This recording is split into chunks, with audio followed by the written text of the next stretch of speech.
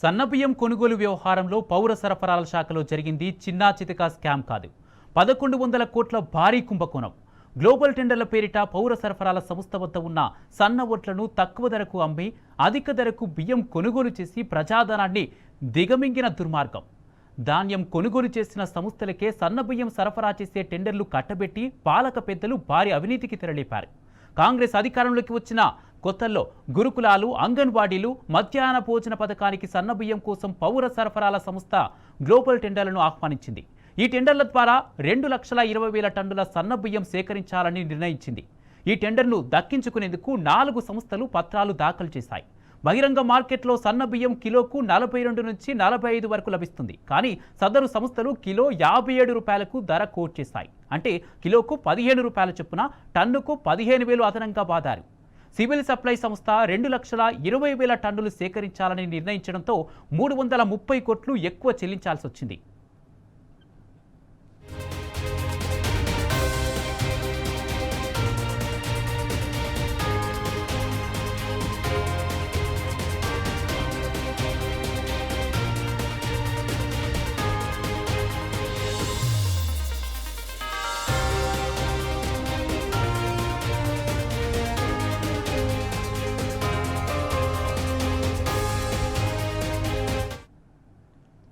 ఆ తర్వాత పౌర సరఫరాల సంస్థ 35 లక్షల టన్నుల ధాన్యాన్ని విక్రయించింది. ఇందులో 1,59,000 టన్నుల సన్నధాన్యం కూడా ఉంది.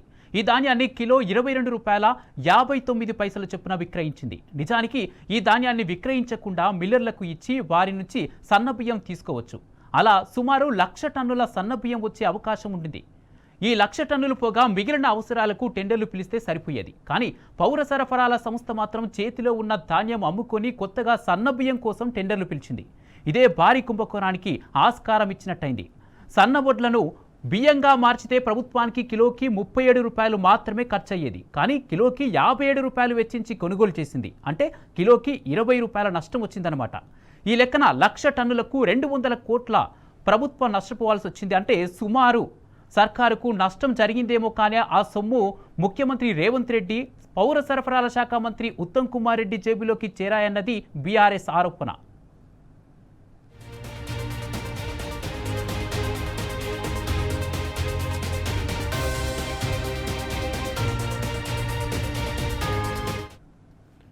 ఇంతేకాదు సన్నబియ్యం టెండర్లను పౌర సరఫరాల సంస్థ అత్యంత రహస్యంగా నిర్వహించింది. పారదర్శకంగా పాలన చేస్తున్నామని గొప్పలు చెప్పే రేవంత్ ఈ విషయంలో అంత రహస్యంగా ఎందుకు నిర్వహించారు? ఇదే అనేక అనుమానాలకు తావిస్తుంది. 35 లక్షల మెట్రిక్ టన్నుల ధాన్యం సేకరణ పేరుతో 700 నుంచి 750 కోట్లు, మధ్యాహ్న భోజన పథకం కింద 2,20,000 మెట్రిక్ టన్నుల సన్నబియ్యం కొనుగోలు పేరిట మరో 350 కోట్లు, మొత్తంగా 1000 కోట్ల కుంభకోణం జరిగింది.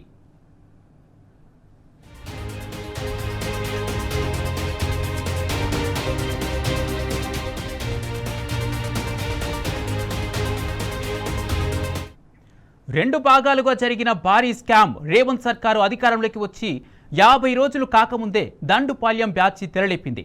ఇంకా విచిత్రం ఏమిటంటే క్వింటాలకు 2,100 రూపాయలకు కొనుగోలు చేయడానికి రైస్ మిల్లర్లు ఓకే చెప్పినా దాన్ని రిజెక్ట్ చేసి గ్లోబల్ టెండర్లు పిలిచారు అధికారులు. అయితే ప్రత్యేక నిబంధనలు పెట్టి కేవలం 4 కంపెనీలకే టెండర్లు వచ్చేటట్టు చేయడంలో Revanth and Uttam gang success అయింది.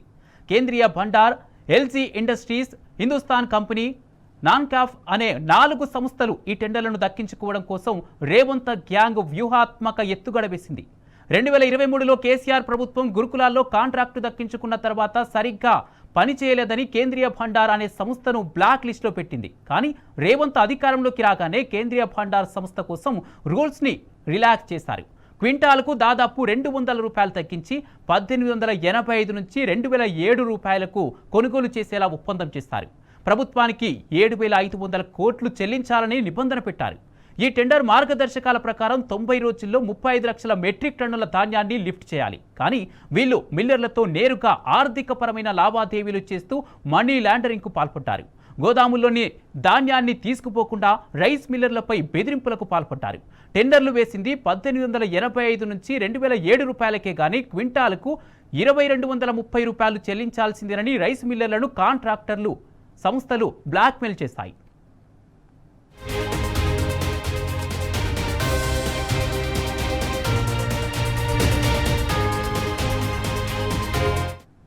అంతేకాదు క్వింటాలను 2007 రూపాయలకు కొనుగోలు చేయాలని కోట్ చేసినప్పటికీ మిల్లర్లు 236 రూపాయలు అదనంగా ఇవ్వాల్సిందేనని జలసౌదలో అనధికారికంగా ఒక ఒప్పందం కుదుర్చుకున్నారు.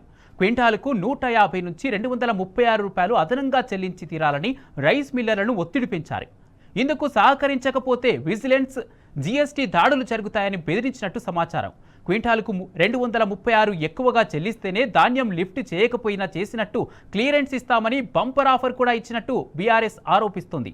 అలా రైస్ మిల్లర్లపై పెద్ద ఎత్తున ఒత్తిడి తీసుకొచ్చి భారీ స్థాయిలో నగదు బదిలీ జరిగిందని తెలుస్తుంది. దాదాపు 35 లక్షల మెట్రిక్ టన్నులకు 200 చొప్పున చూసుకుంటే 700 కోట్ల అదనపు డబ్బు మనీ లాండరింగ్ ద్వారా మిల్లర్ల దగ్గర వసూలు చేసి తమ జోబులు నింపుకున్నారు ఈ కాంగ్రెస్ పెద్దలు.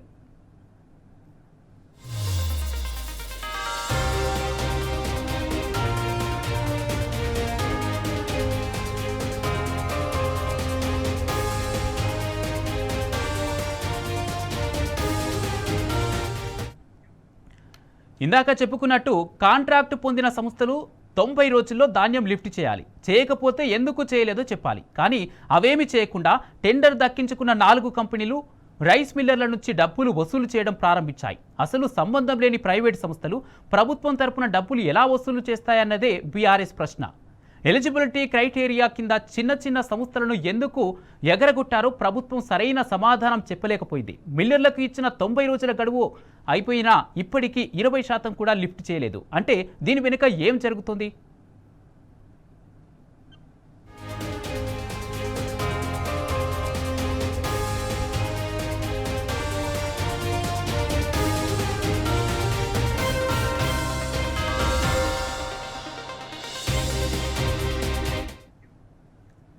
నిజాయితీకి నిలువుటద్దామని గప్పాలు చెప్పుకునే రేవంత్ డెడ్లైన్ ముగిసిన తర్వాత కూడా నిబంధనల ప్రకారం కాంట్రాక్టర్లపై చర్యలు తీసుకోవాలి, వారిని బ్లాక్ లిస్టులో పెట్టాలి. కానీ తమకు రావాల్సిన మొత్తం చేతికి రాలేదన్న నెపంతో డెడ్లైన్ను పెంచారు.